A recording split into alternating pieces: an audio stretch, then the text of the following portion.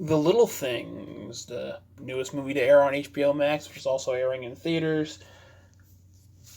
To really review this movie, I'd have to spoil things about it, so I'll warn people before I start in the spoiler areas. What I can say about the movie without spoiling it is that the three leads all do fine jobs, what I thought. Leto did appropriate amount of creepiness that he's supposed to, being a killer. Which, that's not a spoiler, is in the trailers and in the poster. The Rami Malek did a fine job. Same thing as Mr. Robot and Bohemian Rhapsody. Denzel's great as always. It's a final interesting little murder mystery, even though you know who the killer is. It's, if you like stuff like NCIS, CSI, that kind of stuff, or Sherlock Holmes or Sherlock, you'll like this, I think. That's the type of storytelling, because that's what it is. Like, it's a cop movie, basically, just with the murder aspect to it. Where if you never saw the posters or the trailers, you wouldn't know who it's supposed to be Jared Leto. Because the first time you see him, he's hiding his face. But the trailers and poster kind of ruined that. So, hey. Music was fine. The directing was fine. Everything in the movie was just fine. It's one of those films that, there's nothing else on, might as well watch it. It's not something like you have to see. It's not some great piece of work where all these actors will remember it for forever. It's just, it's good. It's okay. Like I said, I give it a C. I may watch it again one day, maybe. It's like one of those films that if it wasn't the first one of 2021, it would be that film that, like, this is the last film that's watchable on this list type of thing. Type of quality, if you understand the type of thing. If you've watched my years in reviews that I've been doing since 2018 and 2019 and 2020, that type of thing. So, spoiler talk in 5, 4, 3, 2, 1. Are they gone? Good. No one watches these things anyway, so it doesn't matter. But I figured I'd do it because, maybe it's just one chance that somebody actually watches these things and we get really pissed that I spoiled stuff. The entire basis of Rami Malek's thing is that he cares too much about the victims. And one girl is kind of taken, kind of not. It's like there's a serial killer driving around town, driving around the outskirts, and at the beginning of the movie, he's following this girl. And she gets out of the car, she stops, and gets saved by a truck driver. That girl, later on, is found, or talks about a serial killer type person, a creepy person who was following her on the road,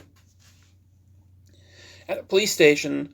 And then another girl is taken who her and her boyfriend or her friend or her brother or whatever, some guy were running. And she said, she can make it the last 3 blocks home because he said he'd run her home. She doesn't make it home. She doesn't come home. Her parents don't see her. And the only thing that was marking her that stood out the most was the red hair clip that she wore, a barrette. And when Denzel breaks into Jared Leto's house, he finds his stash of all the mementos, of all the girls he's killed, because he has killed people. There's no red barrette. So there's no souvenir of her death. There's news clippings in that, but there's no souvenir. Then later, because he tells Rami that if he had more time in the room, he could have found a barrette or could find anything. And then later on, when Jared takes Rami out to the middle of nowhere to kill him, and Rami ends up killing Jared to calm Rami down, Denzel buries Jared's. They bury Jared's body. They bury all this stuff. They bury his stuff and burn his stuff to make it look like he left town. They spread all the his souvenirs. I forgot the freaking word. Even I said it 5 seconds ago. His souvenirs all around the table, not the table, the bed in his apartment he was renting, so that the cops would find it when he doesn't pay his rent or something. Because the woman calls it in. Someone at the end, there's no like lines or anything. It's just a woman opens the door and a cop points at the stuff on the bed for the cops. I'm guessing since he didn't pay his rent, she came by knocking on it to see if everything was okay or something.